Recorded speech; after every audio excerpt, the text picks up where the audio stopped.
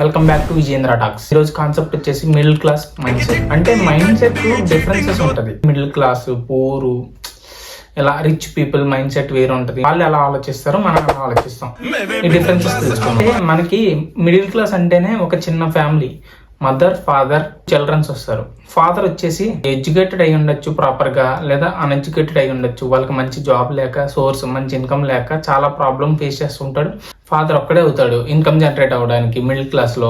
And వాళ్ళ పిల్లలు ఎవరైనా సరే, ఆడపిల్లలైనా అబ్బాయిలైనా ఎవరైనా సరే, వాళ్ళు సర్టెన్ ఏజ్ ఉంచేంత వరకు వాళ్ళు డబ్బు సంపాదించడం అవేమి తెలియదు, స్టడీ మీదే సంపాదించాలి అనుకుంటారు. ఇంకా మదర్ వచ్చేటప్పటికి చాలా గ్రేట్. ఇంకా ఆ మిడిల్ క్లాస్ లో మహారాణి ఎవరు అంటే మదరే.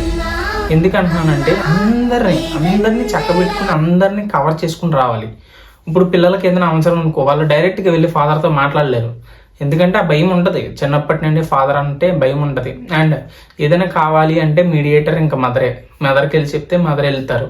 ఇంకా డాడీ, ఫాదర్ ఏమైనా చేస్తే అలా చిన్నగా తాగేసి రావడం గట్రా ఏమైనా చేస్తే మదర్ కవర్ చేసుకుంటుంది పిల్లల దగ్గర.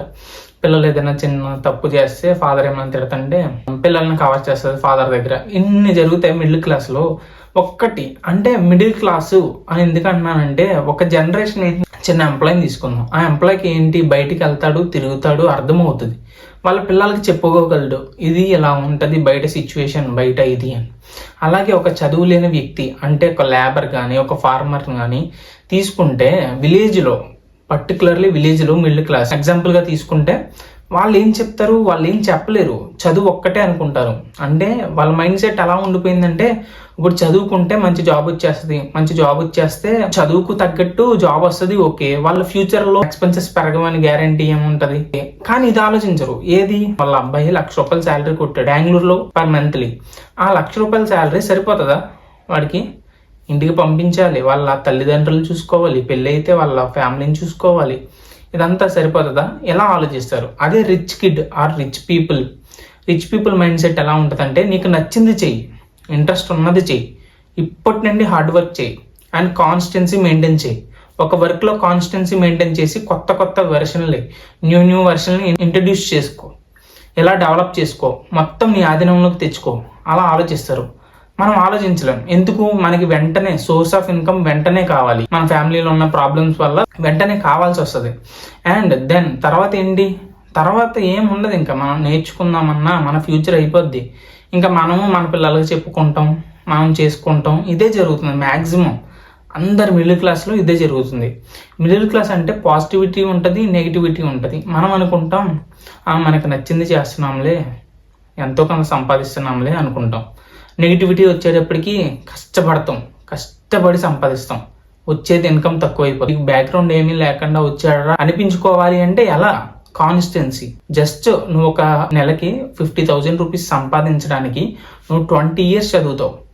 అదే 20 years లో 1/4 అంటే ఒక 5 years కాన్స్టెన్సీగా నువ్వు ఏదైనా వర్క్ మీద కాన్సన్ట్రేషన్ చేస్తే డెఫినెట్లీ సక్సెస్ అవుతావు. మిడిల్ క్లాస్ మెంటాలిటీ ఇలా ఉంటది. ఎవడో ఏదో అనేసుకుంటాడు, రిలేటివ్స్ ఏమో ఎలాగనుకుంటారు, అందరి ముందు మేము మాటలు పడాల్సి వస్తుంది.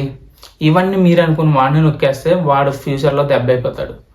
వాడి పిల్లల్ని, వాడి ఫ్యామిలీని, వాడి ఫ్యూచర్ని అలా చూసుకోలేడు. అది అమ్మాయి అయినా అవ్వచ్చు, అబ్బాయి అయినా అవ్వచ్చు. ఎవ్వరు శాశ్వతం కాదు, ఎవ్వరు ఏమనరు. ఒకవేళ అన్నా సరే, ఫర్ ఎగ్జాంపుల్ చెప్తాను, ఒక రిచ్ పీపుల్ ఉన్నాడు. రిచ్ పీపుల్ సమ్ ఎక్స్ ఏదో రైడ్లో దొరికేసినప్పుడు జస్ట్ ఒక 10 days అంతే. అందరికీ తెలుసు వాళ్ళ పిల్లలు వాళ్ళని ఏం వదిలేసుకోడుగా. వాళ్ళ తండ్రి వచ్చేసి మా పిల్లోడు ఎదవా ఇది అది అని చెప్పి మీడియా ముందుకు వచ్చేసి అని తిట్టడం. మన మిడిల్ క్లాస్ వాళ్ళు మనమే తక్కువ చేసుకుంటాం. వాడు ఏదైనా సపోజ్ తప్పు చేసినా, అది చిన్న తప్పు అయినా అవనివ్వండి, పెద్ద తప్పు అయినా అవనివ్వండి, తప్పు చేస్తే శిక్షించాలి. అవును శిక్షించాలి, అది కరెక్టే. మరీ అంత కాదు కదా. బయట ఉన్న కాంపిటీషన్ వల్ల ఇలాంటి జరిగిన ఒక లైట్ తీసేసుకుంటున్నారు. కానీ బయట హెవీ కాంపిటీషన్స్ ఉంటుంది.